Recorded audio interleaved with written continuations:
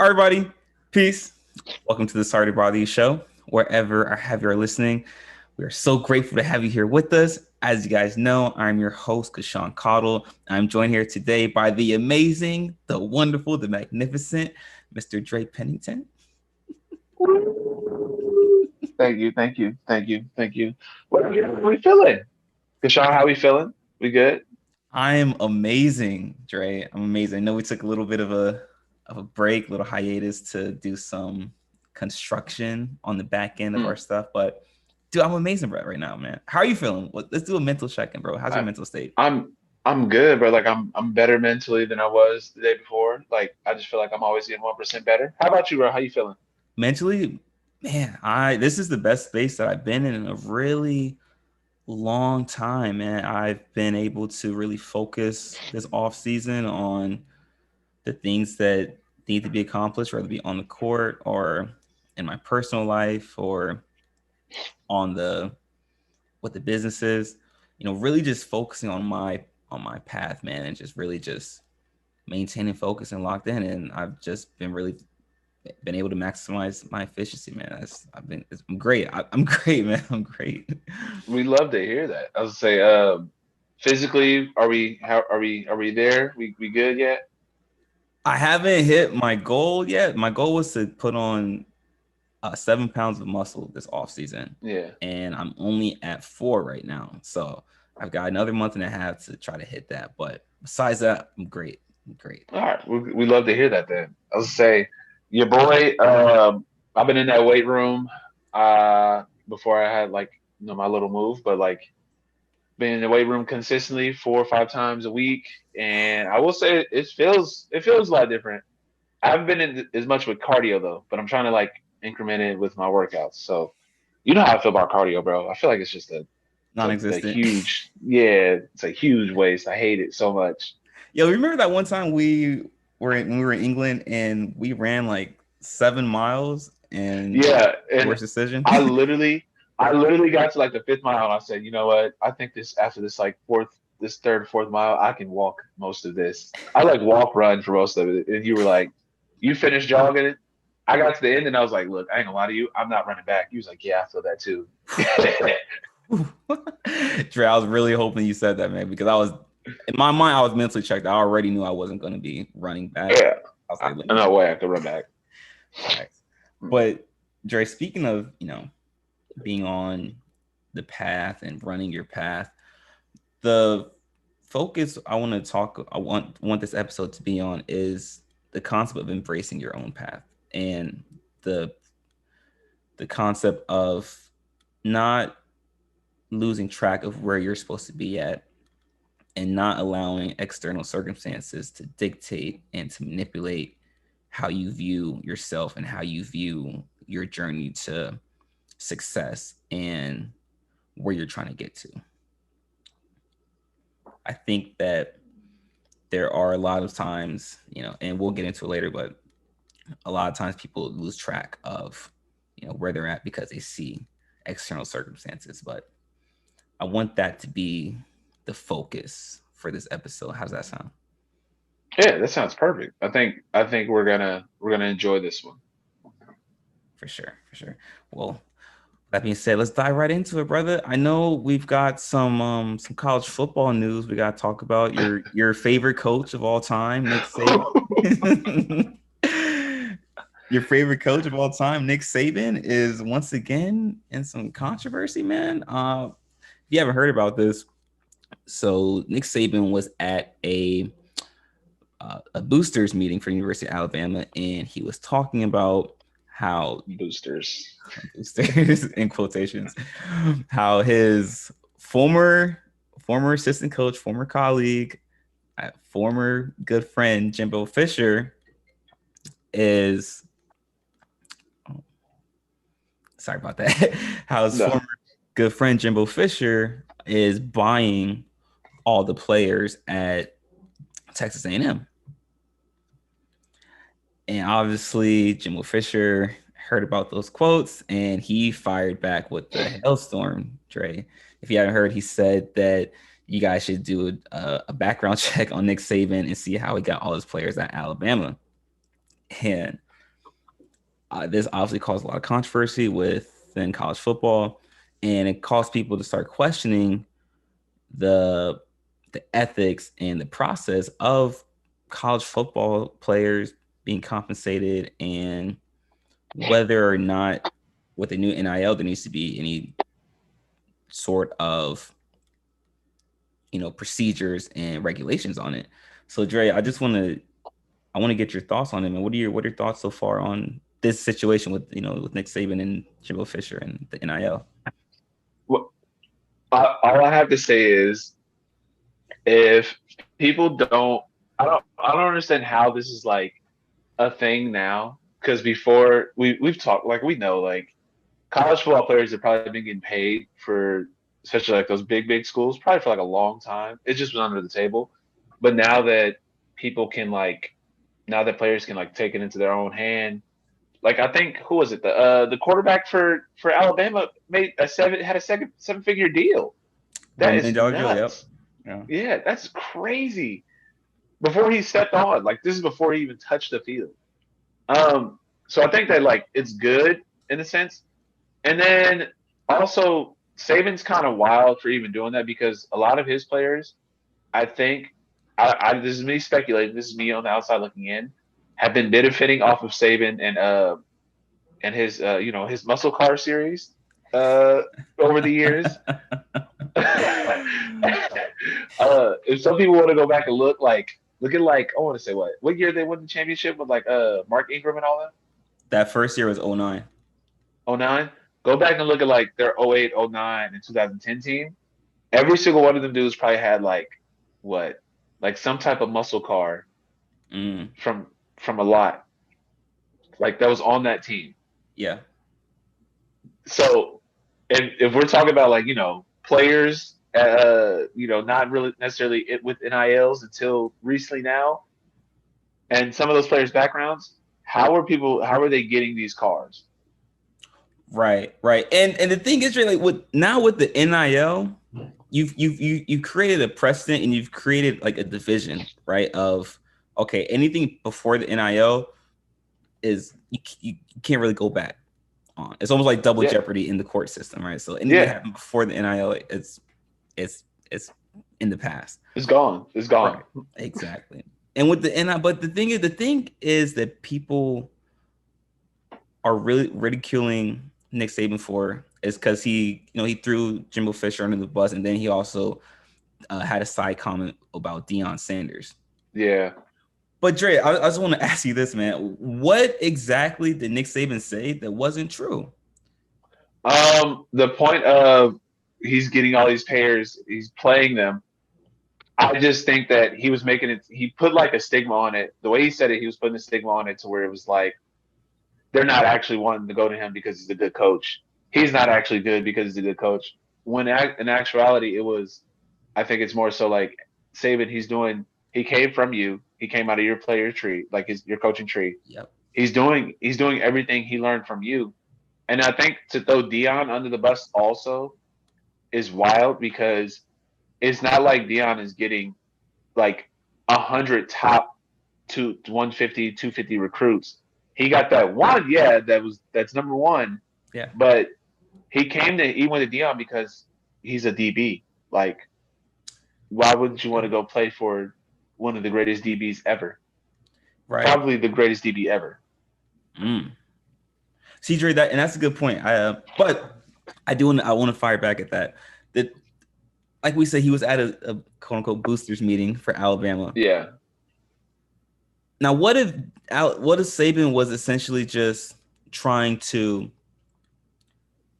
curry favor with the boosters and show them why Alabama needs to be getting more money from them? I feel that, but if it's that, then don't record it.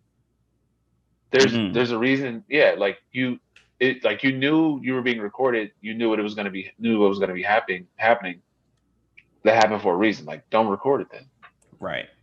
But obviously, it got recorded, it got out there, and now you deal with the repercussions. Right.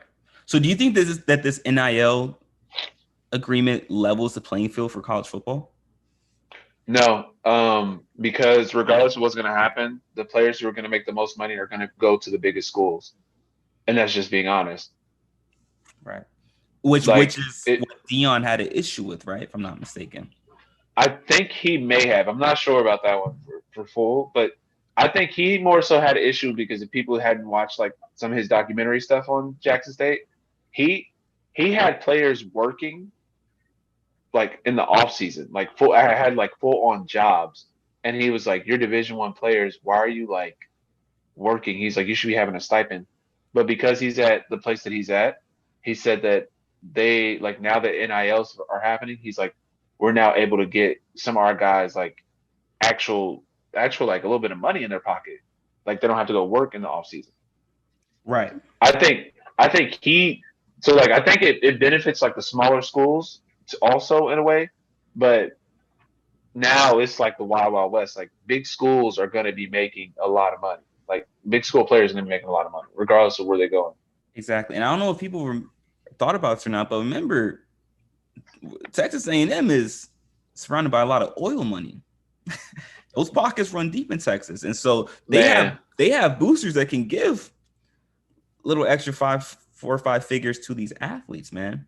And I want to actually address something you said, Trey. You talked about how some players are going to where they can make more money as opposed to like great coaches, right? So you're former college athlete and pro player. Let me throw a scenario at you. So University of Miami offers you a scholarship, right? But they're offering you a 6-figure NIL deal, right? Just to go to there, just to offer it. Just yeah. would you go there as opposed to University of Kentucky, where they might only be able to offer you a 5-figure NIL deal because there's so many other prospects coming in there, Mm. but you'll likely have a better chance of performing well and getting into the lottery as an NBA player. I, so that's the thing that I'm thinking about, like with stuff like that. Like, how do you kind of balance that out? Like, you now you got to really sit down and be like, okay, this is a business, especially at the age of think about that at the age of 18, making six figures or getting six figures like just thrown at you, and you're just like, I got to go out and hoop. Like, what? Right, right. So that's the thing that you got to think about now. I think, especially with like players, especially NILs, that's tough. Yeah, But you also got to think like you know, not everybody has the benefit of coming from a good background, like a good home, good background home. Basketball's their way out. Hey, I can take a little bit less for a little bit more in the future if you're thinking about it like that. right. Exactly. And Dre, it's funny that you say that, is because especially with today's society, and a lot of these kids are just surrounded by social media. And I've like throughout the past couple months, I have been completely exposed to how much social media plays a factor in recruiting now in college sports.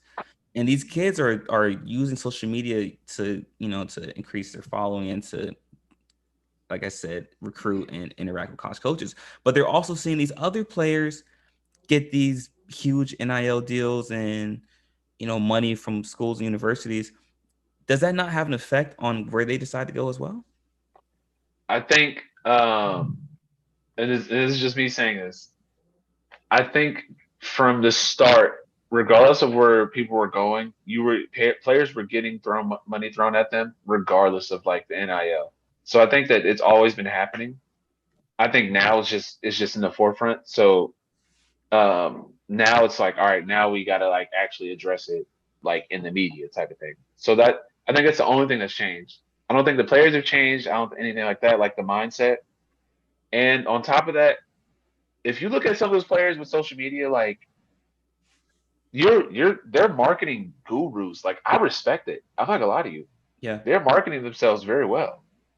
The only thing that I don't like about this, Dre, is that there has to be some sort of regulations for the NIL. Because if there isn't, then it becomes the wild wild west and becomes almost like a free market. where, like you said, these bigger schools, if I got Texas A&M that's offering me 8 figures, or 7, 8 figures, as opposed to you know now James Madison University, they can only offer me 4 figures for an NIL deal. If I'm a one and done prospect, it seems like there's no question about where I'm going to go to. Yeah. Right? But I mean, if you're one and done prospect, regardless of where you were going, it was like you're panning out regardless. Regardless, that's just my opinion. If you're as good as you say you are, and you're as good as you think you are, you're gonna pan out regardless. Like regardless of what's happening, regardless of what school you go to, regardless of how much money you take, you're gonna dominate. You're gonna be you. Okay. So it doesn't matter what money you're making. If you don't perform well, you're not gonna. Man, I don't think it's gonna. I don't think it's gonna matter. If anything, if you go to that smaller school and make it, I think it boosts your stock. If you go to a smaller school and you do more things because you're doing more with less talent around you. Mm-hmm. I think that says a lot more for you. Hmm. Okay. As you know, growing up, we always were told that to go during the recruiting process, go where Go you're where you one. fit. Yep. Yeah. Go where you're one and not where you want to go. This money, the NIL, is going to manipulate and definitely distort that recruiting process for some of these kids if they don't have the right guidance going into it. Yeah, I believe that, but I think I'm just saying like I've known a lot of people who were players and they said like regardless of like even before the NIL, they were saying like you get money thrown at you like lots and lots of money just thrown at you and it's sick. Like it's not even like it's not it's crazy how much stuff you see and the stuff you hear once you just start talking to people that at different levels. Like I know a bunch of like Division 2 guys who were getting money thrown at them and they were just like I like he was like, yeah, man, I had to like, I needed some help here and there. Like the money was needed. And I was just like, yo, this is what it Yeah, is. Like yeah. I mean, and then even at the even at the Division 3 level, man. yeah. We can't get scholarships, but we're getting grants for our books and for our meal plans, and then we're getting campus cash, given to us under the table. And then they're giving us like these little, $2,000 scholarships here and there. So there are a couple guys with me that I played for that to go along with myself that didn't end up having to pay much money for in school. So like I like what you said. There's always a way around it. Schools are gonna be giving money under the I'm table. telling you. I think and then what's funny is I know NAIA guys that were like that actually were making money also. And I was just like, how? I said, this is like when I tell people like I'm like, yo, like NAIs can give you full rides. Mm-hmm. There's ways they do it. Like you'll get a full ride so much, and then like there's other ways they'll get you money to where you're like, all right, I'm making money off the school, like I ain't worried about it. And I've seen people get boosters too at schools, and it's kind of funny, low key. Like I was like, dang, like it's really happening. It happens at any level. Definitely, definitely. And Dre, it'll be interesting to see where things go in the college sports landscape with these NIL deals. It, like you said, it opens up more opportunities for these players, but it also opens the floodgates for a lot more skullduggery, if we might say. But Dre, you know who also just earned a lot of money these past playoffs? Your boy Luka. Who's my boy? Luka Don't put that on me. You know what Doncic. team I rep. You know what team I Listen, rep. listen, Don't do it. listen, listen, listen. He was giving you guys 40 points a game. It's But okay. that's neither here nor there. Dre, we all saw how amazing Luka Doncic performed this past season, having the highest scoring average in the playoffs at the youngest age, making All NBA first team. He could have been an MVP candidate in hindsight. Dre, with all the great players to come out of Dallas to play for that organization, is Luka Doncic the greatest Dallas Mavericks player as of today? No. There's a guy they got one ring, right? As a franchise. They do. That one ring. Who's that guy that won them that one ring? And then look up his resume. It's crazy to look up, but his resume is also very, very impactful. Your boy, Dirk. I'd Dirk imagine who was you're talking about. I'm trying to say all I'm saying is Dirk had for his championship ring had one of the greatest runs that we'll probably ever, one of the greatest runs we'll ever see. You Similar to think Luca's, but Luca's just came up short. you think that Dallas Mavericks run in 2011 was one of the greatest playoff runs? Think about who he beat. He beat he beat the Lakers, who just won the championship before. He Mm-hmm. swept them actually. He swept Yeah, them, and they were actually favored it also again. He right. swept them. He beat KD and KD, James Harden, and I want to say Westbrook. 2011. No, yes. Yeah, Yeah. he beat them, and then I want to say he also beat. Did he play the Spurs that first round? He No, also beat Tim he, Duncan. actually they beat Portland in that first round. Then they They beat beat the Portland. Lakers. Okay, And then they beat OKC. yep, yep, yep, They beat all three of those teams. yep. And like if anyone knows, you can look up all three of those teams in 2011. Look at who was on those teams. Like it was stacked in the West that year. Brandon Roy was still in Portland at that time too. If I'm not Yeah, mistaken. Yep, yep. yeah. And then he went to what was it? He went to then he went to the finals, and he beat a former team of Bosh, Wade, and LeBron. And what, six? Mm-hmm. That's one of the greatest runs you could probably ever have. That run is ridiculous. And he did it with his second his I want to say one of his leading scorers in Carlos no, not Carlos, not Boozer. I'm trying to think. I'm one of his leading scorers actually got hurt before the playoffs. Caron Butler. Karan Butler got hurt before the playoffs, and he still went on a streak, and they just were tearing teams up. Yep. I give that to Dirk being dominant, good coaching, and then they had a core team that was just nice. Like they were great together. Yeah, and they people like to say that the Golden State Warriors ushered in this new era of modern basketball, but people forget that team right there, like you said with Dallas, had Peja Stojakovic, Deshaun Stevenson, Jason Terry, Jason Kidd, JJ Barea. They had a lot of shooters on that team, and so they played with a lot of spacing. It's just why they were able to be so efficient against teams like the Lakers, who had Gasol and Bynum, as the low post presence team that still played primarily in with the interior presence. They ate up a lot of those teams, man. But I want to really talk about this concept of great, right? So Yeah. let's use let's use your boy Patty Mahomes, right? Okay. So Pat Mahomes is, in my eyes,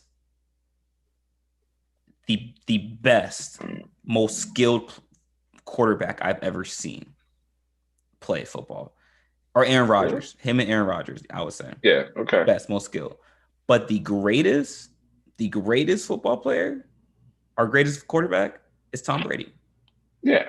Because we have to take into account how you carry yourself on and off the field, your contribution to winning for your team, your playoff production, like you said, and there's a lot more that goes into this concept of being the greatest. And when you're at that level of with top 10, top 5, you're scrutinized at a much higher rate than someone else. Oh yeah. Right. And now taking this back to Luka, I think we can both agree is the best, right? Just best, most skilled Dallas Mavericks player. Even with all the guys that played there, Mark Aguirre, Steve Nash, Jason Kidd, Dirk. Jason.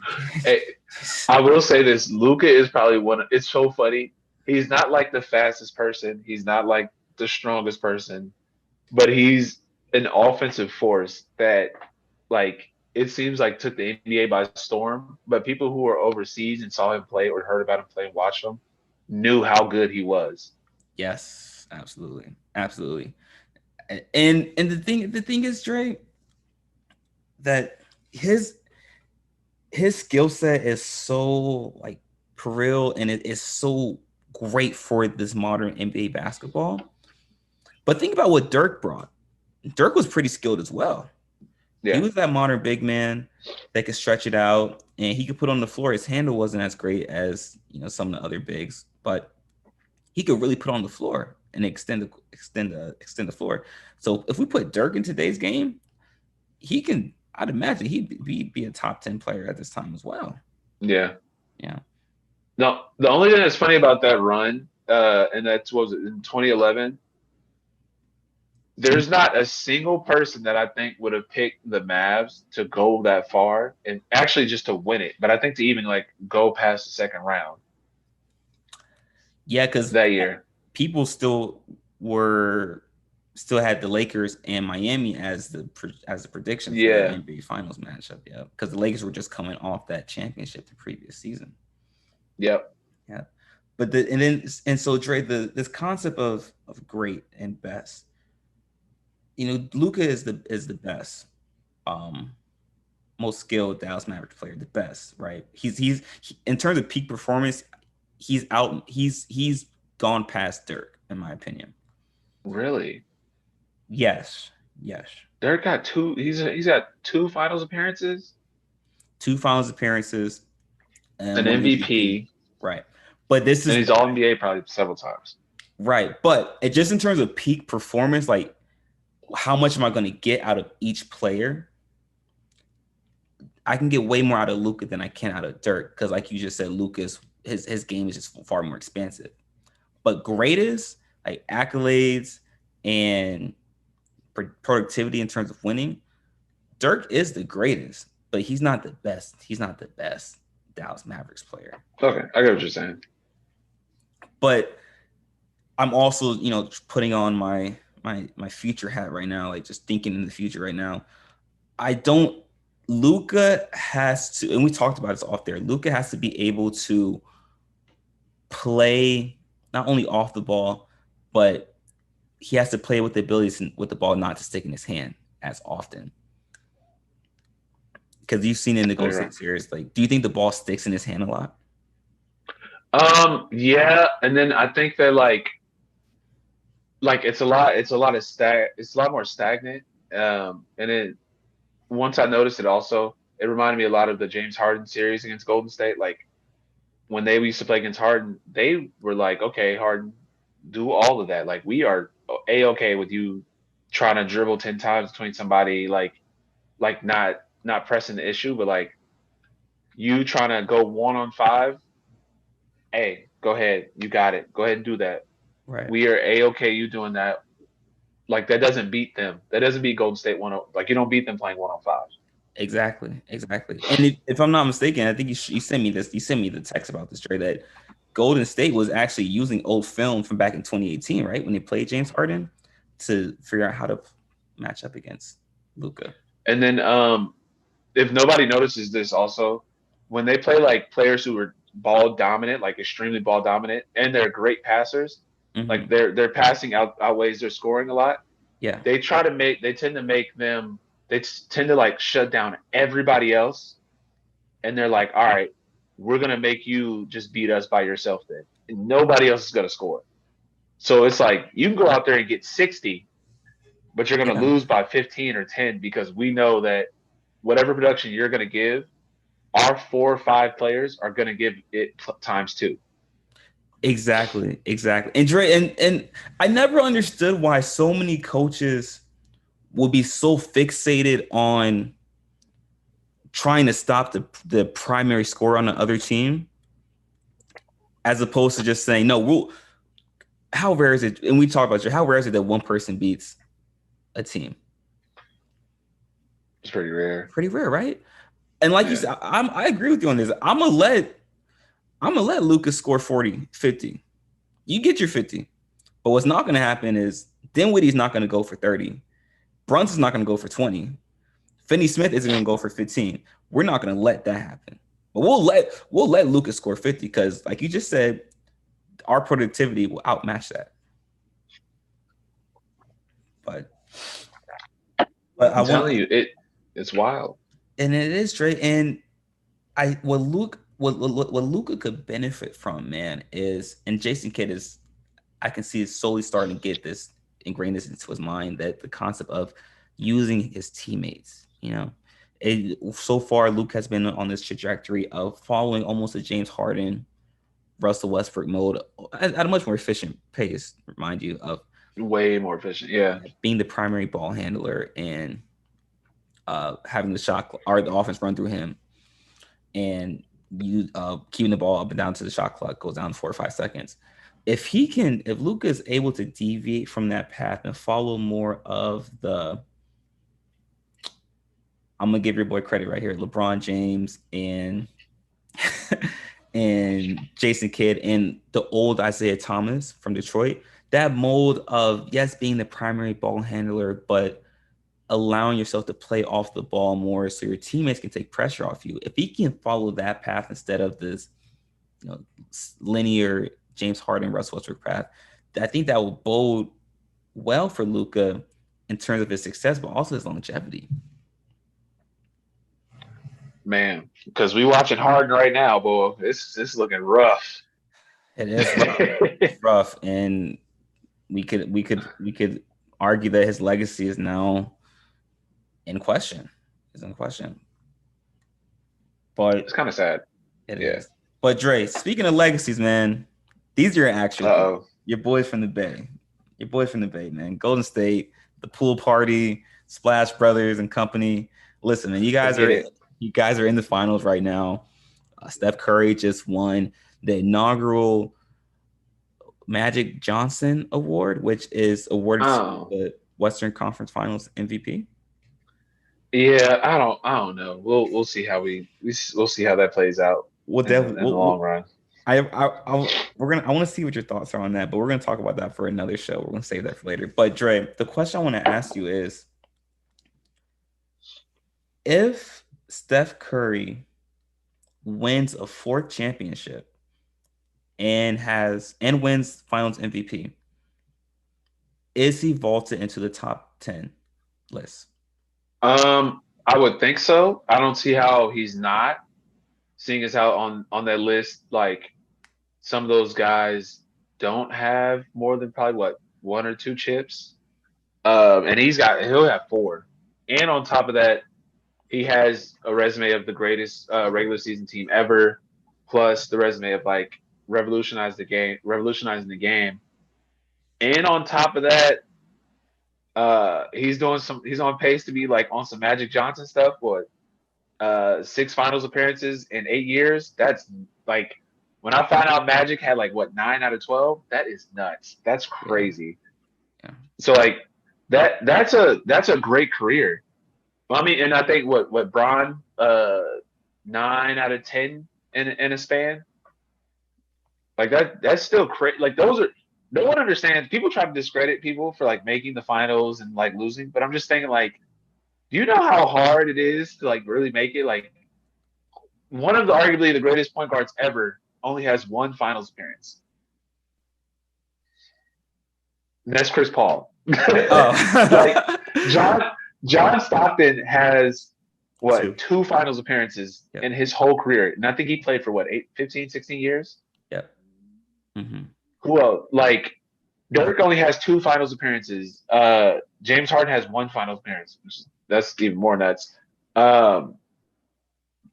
Like, AI only had 1 finals appearance his whole career. Like, those are some of the best names in basketball ever. Like, that's mind blowing to think that a guy who came into the league and was like, all right, I'm going to the finals. Like, his whole career, he's just been in the finals. He's been in contention the whole time. Mm-hmm. So 6 and 8 is nuts. And he's won 3 out of those 3 out of those 6. So he's 50% of the time he's been in the finals. That's still great. I don't care if you're 1 for 5. That's still tough. Like that is tough. No, no, don't do that because you're saying that so we can put Nope. more credence to LeBron. I see what you did right there. I Nope. wasn't gonna let We you do love LeBron. Look, that. LeBron. We love LeBron for making it to the finals. I'm I'm one of those people now that say like I take that back. You made it. You may have not had the best team going, but you carried. And Dre, listen, I can't. I listen. I can't let you do that You because, carried. like we just said earlier, we have to be more. We have to scrutinize the greats more. Yeah. The more you're scrutinized, that's not an insult. That's a compliment to your No, game it is. and to your legacy. And Yeah. I agree with everything you said. Like with Steph, revolutionizing the game, being an all-time 3 points leader, considered not the second best, but the third best point guard of all time.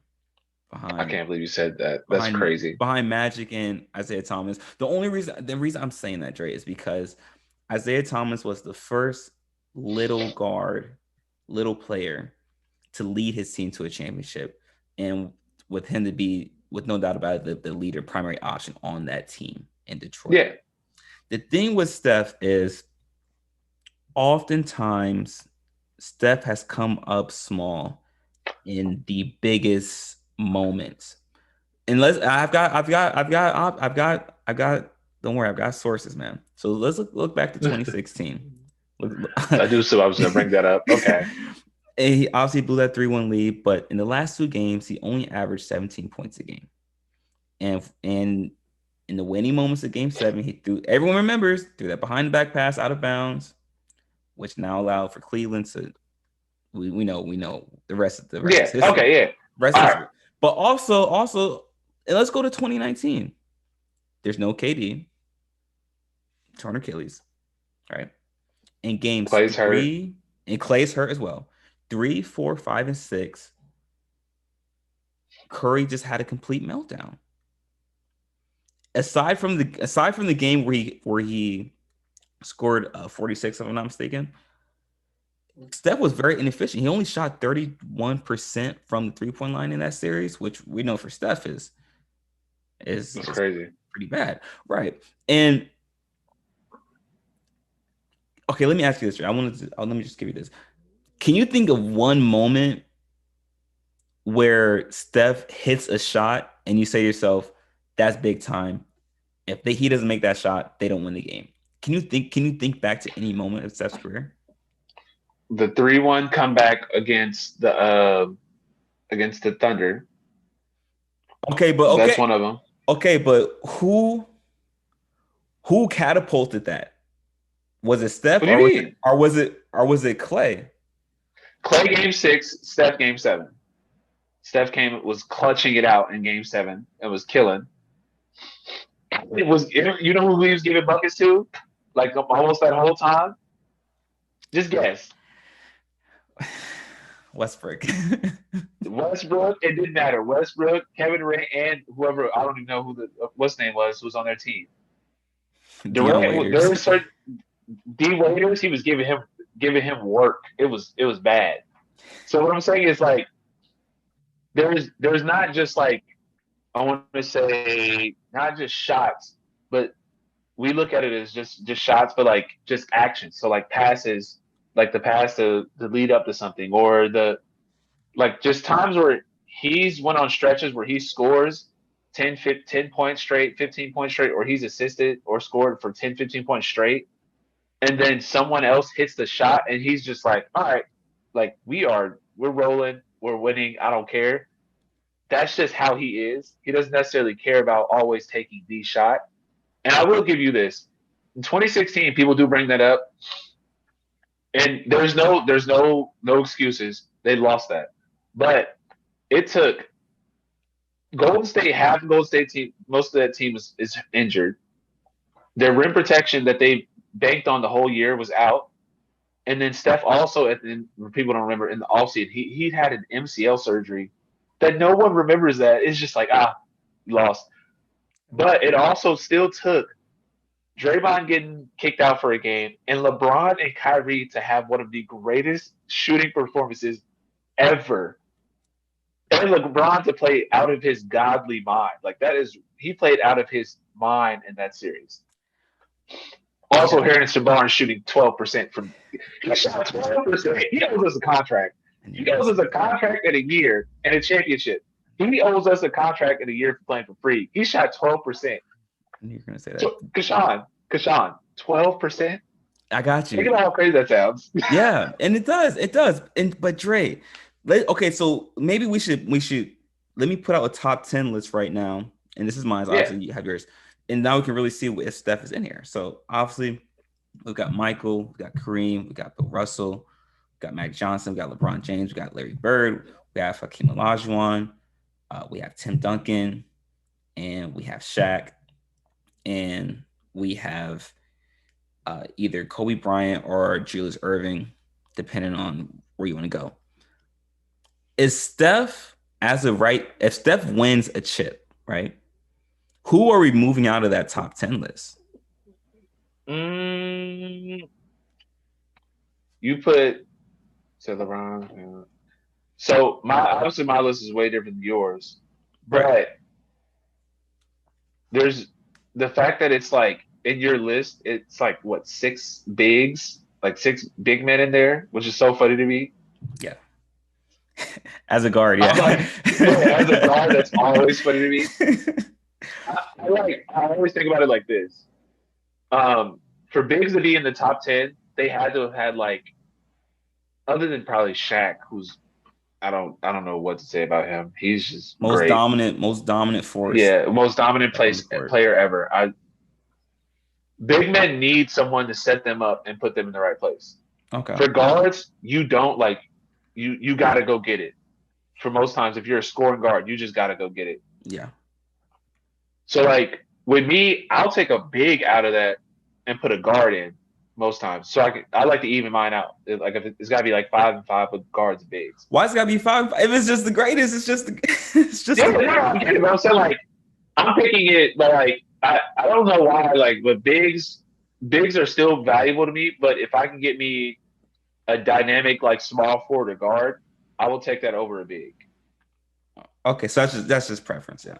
Yeah. Yeah, it's preference. And your top 10 list is always it's always going to be preference. Like it is what it is. There's a consensus top 10, top five, yes, Yeah. but yeah, but everyone's top 10 list. I bet you if you ask like probably people from like 25 and under, it'll be different from people who are 26 and older.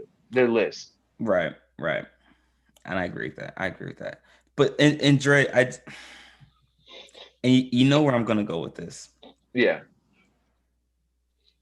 If we put Steph in the top 10, right, and we understand that Steph won two chips with Kevin Durant, and I want to know, first of all, what you think. I want to know what you think about this. If Steph wins another championship, well, then how does this affect Kevin Durant's legacy? I don't And it's think it. unfortunate that they have separate paths, Yeah. but they were intertwined for those 3 years. It's unfortunate we do this, but one is going to affect the other. So how Yeah. does this affect Kevin Durant's legacy? So I knew you bring that up, and I love to do this. It's funny because it's only a knock at those two when it's because it's those two, and this is no knock at the two people I'm about to bring up, but it's never a knock at Kobe and Shaq when they split, Mm, and they each won championships after. So my thing is, I get that people are going to say, "Well, KD didn't win. Will never win another one without Steph." Well, that's not. I don't think that'll necessarily be true. Like KD went to that team. He did. He commanded that team. Like without him, we don't. We may not win. We may not win those finals. right. But also on top of that, KD probably doesn't win a championship without the Warriors. I'll say that. So it was two things that like it was a needed thing Yeah. because KD like we were good enough to compete, but I'll say that KD just put us a whole body like midsection up over everybody else Right. because that's just how good he's just that good. Like he's a top 10. top 3 greatest scorer ever. Yeah. So I'm just saying like that happens, and I don't think this affects him because regardless of what happens, KD's gonna win wherever he goes, just because that's how great he is. But Yeah. I think this more so puts a thing on the Warriors culture because no one says anything that the Heat also went back to the finals without LeBron, or the fact that Mm. people bring up, oh, well, all the teams like LeBron gets hurt. Whenever LeBron like leaves, they're hurt or like whatever. But I'm like, well, they stripped them. Most teams are like stripped down bare to their bare minimum. Like, of course they're going to be terrible. Yeah. And then the fact of okay, when Jordan and Pippen split, Pippen went on to go to the Western Conference Finals. He was what probably I want to say a game, not even a game, because I think they went to Game 7. He just ended up running into Shaq and Kobe, and they went to 7 games. Yeah. He was probably that like one of the memorable things when Kobe throws it up to Shaq and Shaq catches it. Like that was just like he's probably that away from another championship, and he wins now 7 instead of 6. And now you're looking at Scotty totally differently. It, yeah, and that's what I'm saying. So like it just some people just run into the wrong people. Like it just happens. Right. Right. You know, Dre, that's actually a really good point, man. Oftentimes because we are creatures of order and like we like making lists because it establishes like a precedent. Oftentimes we like doing okay, this, like 1, 2, 3, and we are trying. It appears that the media is trying to do this with Curry and Durant, establish a pecking order. But I like what you said. Maybe this is the one instance where this is a perfect alignment and a perfect grouping of two phenomenal players. And I like the example you brought up with Shaq and Kobe. The only thing I'll say is that Steph already had a chip before him and KD got together. And you already know why I say the thing that worries me with Steph is one, he he averaged 25 points per game in that 2015 series, but it took the efforts of a six man in Iguodala to to win that series. And granted, like I do agree, Steph probably should have won that Finals MVP, but he didn't establish his presence enough to show the voters I'm winning this Finals MVP. And people had All to right. think about it. Yeah, no, you're right. I agree with that. But like I think that the Warrior system, that's just how it is. And then at the end of the day, people are like, if there was always going to be one knock on him, it's going to be well, he only got one. If he wins this year, he only got one Finals MVP, and I would be like, bro, he has a whole back-to-back league MVP, One and unanimous. he's the first ever unanimous MVP. Like, Yeah. think about the amount of people that have been in the league that are like that won MVP that never got to that unanimous. Like, there was always some doubt, like, oh no, he didn't get it. There's so like I think I want to say Shaq was one voter away, and I think LeBron was what 2 voters away from unanimous MVP. I think he was four. I think he was 4 votes away. He was 4. Yeah. So like I don't think people realize how crazy that is and how how dominant that is. Like how dominant that sounds. Exactly. And Yeah. Yeah. I want to say this right that the thing that makes Curry that's going to put him in contention for this top 10 list if he wins this championship is his ability to ingratiate other great players into that Warrior system. And it shows he has a heightened sense of self-awareness and quote unquote lack of ego. So I liken Steph to the guy that owns the the mansion, right? But he allows other people to come in, rent it out, and host their parties. Like people remember the parties and who ran the party, but not necessarily the guy who owns the house, right? So KD came in, it was the KD show. Clay's coming in, like guys are in there hosting the parties, having parties, but people forget that it's Steph's house at the end of the day. And that's why I do give credit to Steph for. But the question is, and I don't. We said this already. KD, if KD doesn't come to Golden State, they don't win They don't beat LeBron, Cleveland. And what does that say about Steph's ability to elevate his team? Um, I wouldn't say they don't beat them. I don't know if we'll never know. That's one of the things that's Right. just like Yeah. it's 100%. it's a hypothetical. We'll never know. It is what it is. Yeah. But also, like, I'm gonna be honest with you. If anyone, if anybody in the West would have beat the Warriors that like the year after or the year before, Mm-hmm. it would have been KD and Westbrook just because of how good that team was. They just came up short and like I want to say they were getting out coached, but I think Billy Donovan that year, those years were a great coach. Um, but I'm just saying, and then look what he was dealing with. They had, I look at Yeah. that team, and that looks crazy. Yeah. So, and if we're being honest, uh, KD probably should have just before the Golden State years. I thought he would have won one, um, but they ran against like the year I think they played the Spurs when they ended up losing to the Spurs in six, and I think that was Kawhi's coming out party because Tony Parker got hurt, and I think Kawhi in the gang went. Well, I'm sorry, Tim Duncan in the gang. We'll never take away from good graces. Tim Duncan in the gang went crazy and ended up finishing out. Mm-hmm. But I look at Steph like how I look at Tim Duncan's legacy. Like Tim Duncan was always in those championships. Tim Duncan was always the one that's It's a great prevalent. And you can comparison. see it. Yeah. It wasn't necessarily the offense was always flowed through him, Yeah. but at every point in the game, you could see that his presence was felt, and people had to like be accountable for him. Mm-hmm. That's how I look at Steph. I look at Steph like I look at Tim Duncan. It's just now he's a guard instead of a big. That is a great comparison. Wow, that is a great comparison, Trey. And and I want to just before we wrap up this segment, I want to talk about like the concept of like the paths, right? So KD is on his path of where he's at in life, and Steph's on his path. Just because Steph wins another chip, that doesn't move KD out of your top 20 list. He's still a top 10. You know how I feel. He's a top 15 player of Yeah, all time. Just because Steph wins, that doesn't mean you have to lower KD's ranking. You yeah, just give more credence to Curry.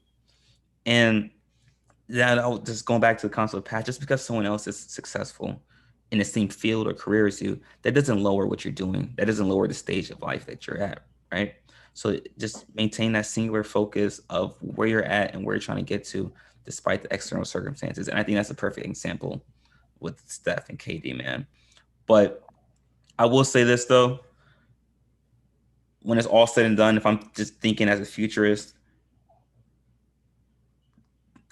KD and Steph will both be in the top 10 of all time when their careers are I think done. so. Yeah. One for their peak performance, like just in terms of their peaks are extraordinarily high, right?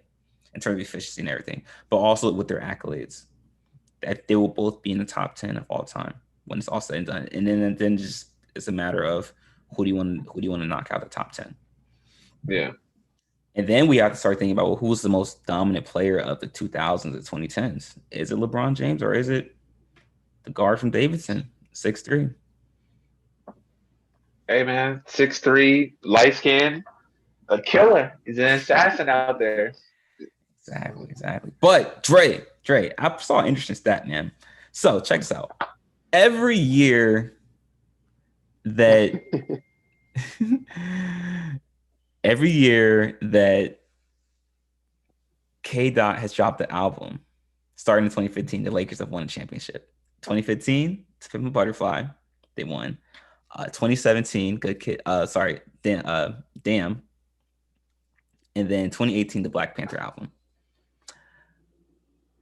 The Warriors are synonymous with with K Dot. It would appear, my guy. So Love it. with that being said, with Mr. Morale and the Big Steppers coming out 2 weeks ago, Dre, what's your review, man? What are your thoughts on the album, man? I love the album.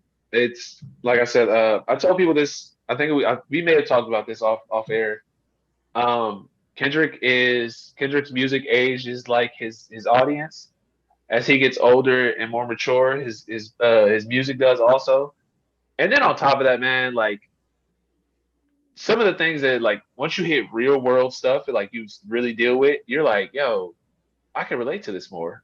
Like like a lot of this stuff is more and more relatable. Like dang, like yeah, Mm, like dang, like yeah, like some of the stuff you're saying, like I understand.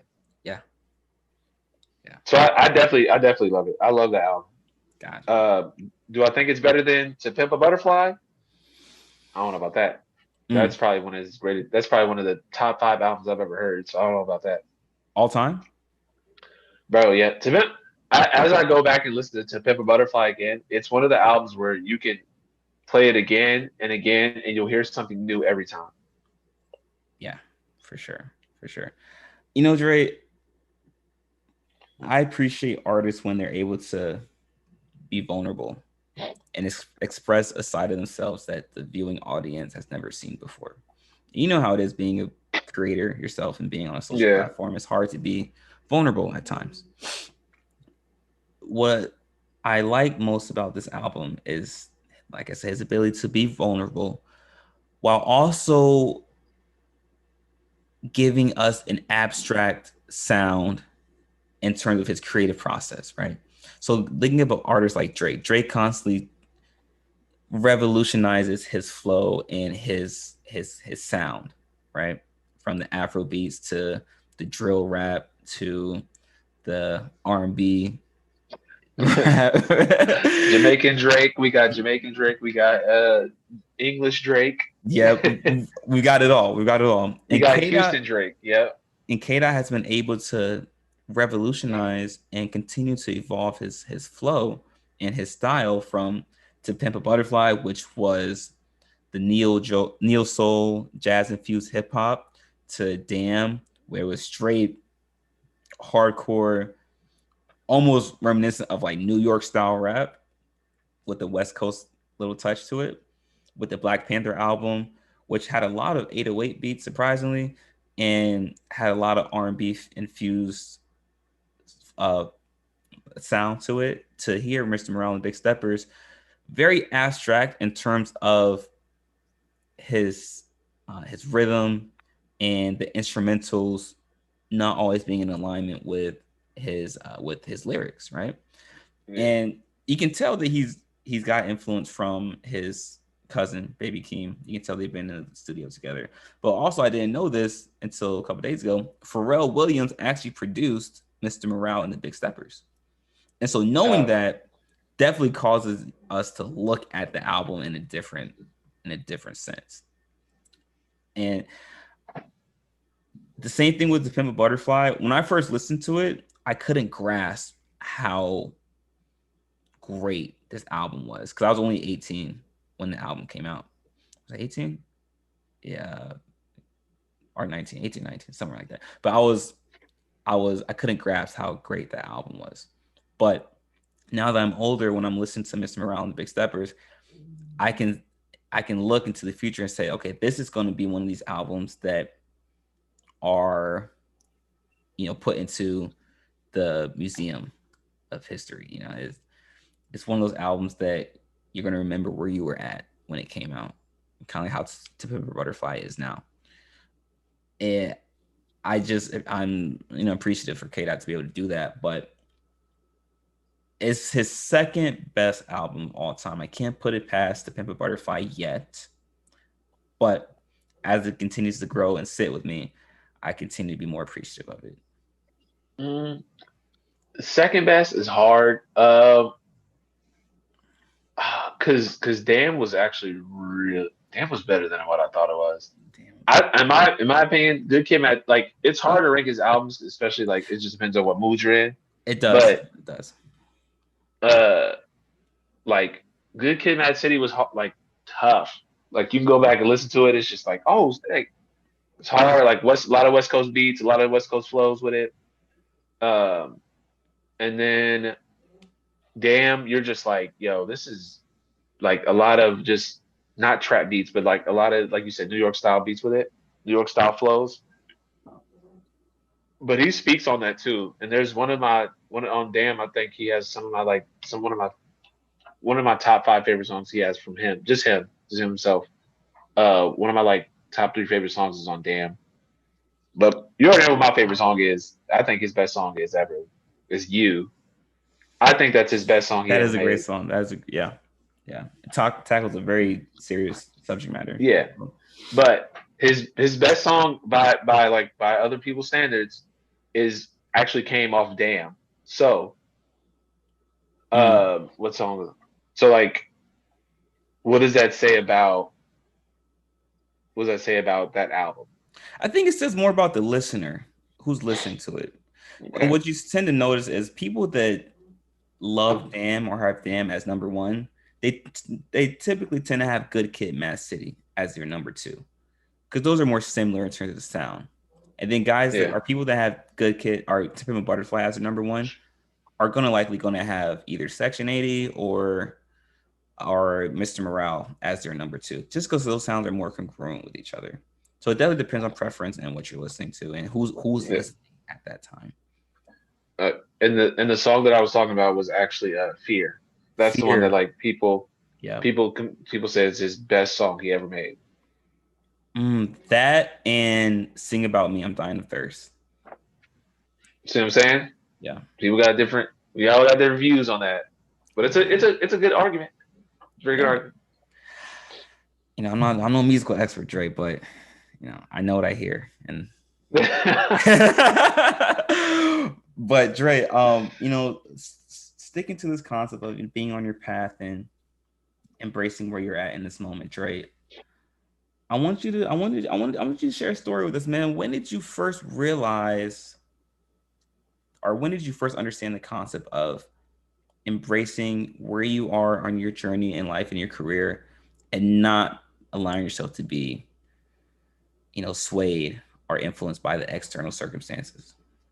uh, I want to say I was talking to my college coach. This is the man who like changed my life. I will say this. Shout out to my dog Lenny. People know who that. If you watch the show, you know who that is. That's my guy right there. Yes, it is. David, Great guy. David Great guy. Lindbergh. Crazy guy. Yeah, David Lindbergh. He's retired now, but yeah, he he talked to me one day, and he was just talking to me. He was just like, "Look," he was like, "Ignore all the other stuff." He was like, don't worry about anything of the outside noise." He's like, "Only do that what makes you great." He's like, "And what makes you great? What did you realize what makes you great?" I was just like, "Oh, I think like rebounding and me playing like me." He said, "All right, so stick to that." He's like, "I promise you, you'll go farther in life. You'll go farther with like that than anything." Mm. And I had to sit back and I had to think about that. I was like, "Is that?" I was like, "Dang, you can kind of use that with like with every like way in life." And ever since then, I've been looking at everything like stay like whatever makes you great. Yeah, you can add on to it, but stick to what makes you great.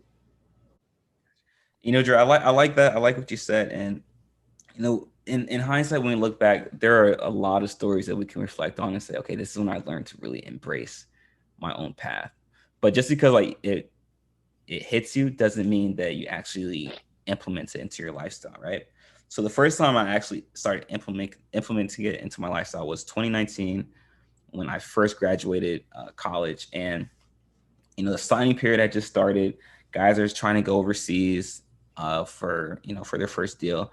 And you know how the signing period is. As soon as that signing period starts, it's like boom, right away, guys are getting signed left and right, left and right, left and right, left and right.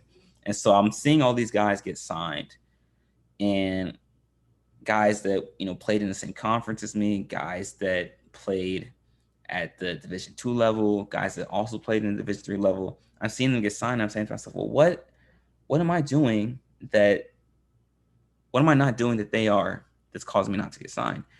And so I'm trying to figure that out, and that's causing me to go into a dark space, causing me to become depressed.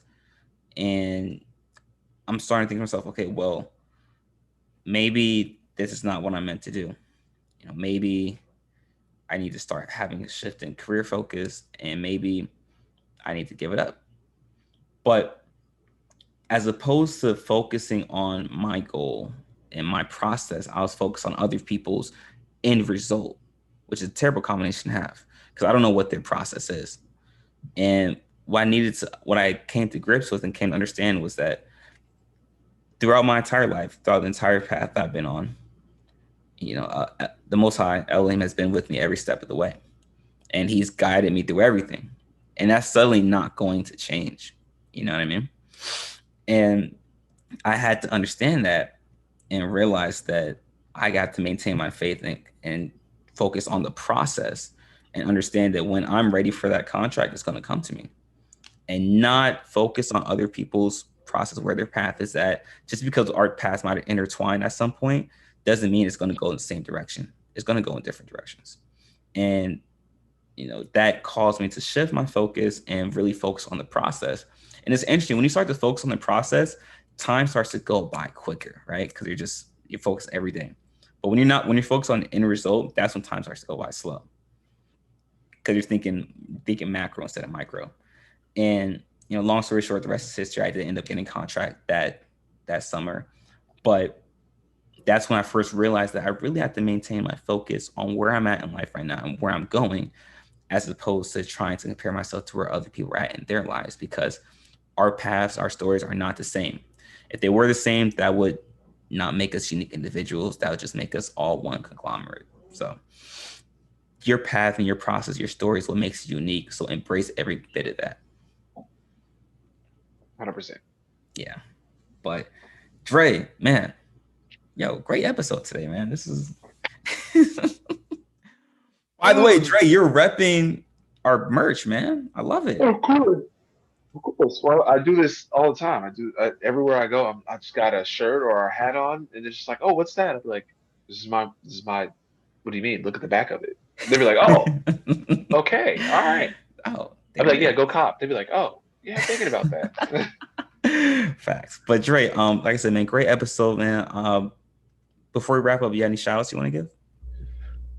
Shout out my guy, Lord in the Stitch. Follow him on Instagram. He does great with clothing. I'm telling you guys, he's gonna blow up. You're gonna be like, oh my God, how come I never heard of him? I'll be like, you're liars. I've been talking about him ever since we started. Shout out my guy, Jimmy Buckets. He's having his camps right now. Yes. He's giving back to the community, and that's one of the things. Like, especially where I'm from, like I love like when people do that. Just Yeah. go back and give back. Yeah. And shout out to you guys, the fans. Shout out to you, Kashan. It was great having us again. Like it was so fun today. Yes, for sure. Dre, shout out to the Earned Figures podcast. If you are interested in getting into the tech world, tech industry, that is the place to go. They do free resume consultations, and they also provide insight on how to get into the tech world. Great guy, great podcast. My boy Javon runs that. And shout out to Lord and the Stitch, like you said, Dre. And shout out to the Tapped In podcast. If you are looking for more insight on what it's like living in America as a young Black man, be sure to tap in, no pun intended, to that podcast. And Dre, shout out to you, man. None of this is possible without you, bro. We've come a long way and we've got a lot more to do, man. But it's a great process for sure. And shout out to the fans, man. None of this is possible without them. Like Dre said, if you haven't already, be sure to cop our merch on our website, www.sorrytobroadleyshow.com. You can check out all our newest episodes via YouTube, Spotify, Apple Podcasts. Also, you can subscribe to us on Patreon through our website right there. Dre, am I missing anything? I think we're good. I think it's about it. Yeah. Wow. Look at man. Listen, I'm on a roll today, bro. but Dre, we'll be back again next week with another episode, and be sure to subscribe to to tune into our live show every Thursday on Instagram Live. Continue to stay safe, be vigilant, make smart decisions, and until next time, guys, peace.